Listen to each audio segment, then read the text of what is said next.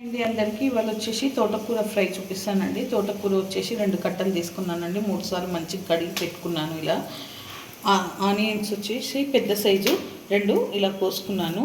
4 పచ్చిమిర్చి ఇలా చీల్చి కోసుకున్నాను. ఇప్పుడు తయారు చేసే విధానం: కడాయి పెట్టుకొని ఇప్పుడు ఆయిల్ పోసుకోవాలి. ఈ పావుతో 5 స్పూన్లు పోసుకుంటున్నాను.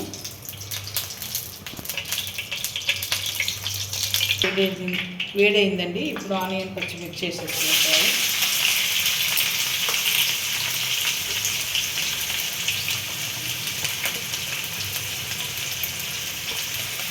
ఇవి బ్రౌన్ కావాలి, కొంచెం వేగాలన్నమాట పచ్చిమిర్చి ఆనియన్. సరే కొంచెం పసుపు వేసుకోవాలి. సాల్ట్ వచ్చేసి 2 స్పూన్లు వేసుకోవాలి.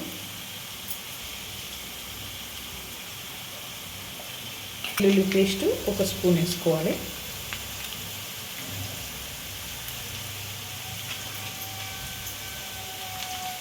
వేసుకొని బాగా కలుపుకోవాలి.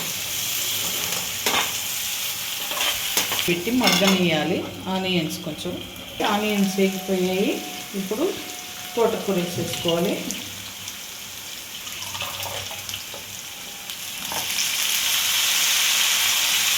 ఇలా సన్నగా చాప్ చేసుకున్నాను నేను తోటకూరని.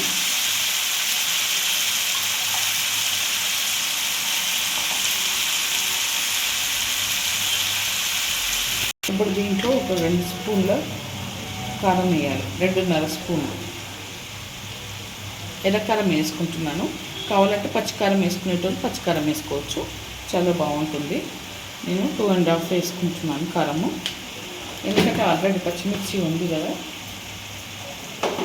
అందుకని 2.5 వేసుకుంటున్నాను. వేసుకొని బాగా కలుపుకొని మూత పెట్టేసుకోవాలి. దీంట్లో నీళ్ళు ఎగిరిపోయేదాకా మూత పెట్టేసుకోవాలి. ఒక 5 మినిట్స్ అని అయిపోయినాయండి. ఇప్పుడు ఒక 2 గ్లాసుల వాటర్ పోసుకోవాలి. అంటే చిన్న గ్లాస్ కాబట్టి 2 గ్లాసులు అని చెప్పాను. పెద్ద గ్లాస్ అయితే 1 గ్లాస్తో పోసుకోవచ్చు. నేను 2 గ్లాసెస్ పోసుకుంటున్నాను.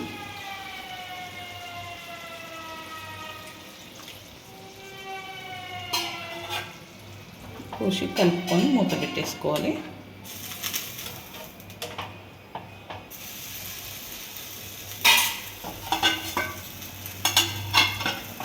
ఒక 15 మినిట్స్ దాకా ఇది దగ్గర పడేదాకా ఉడకనివ్వాలి.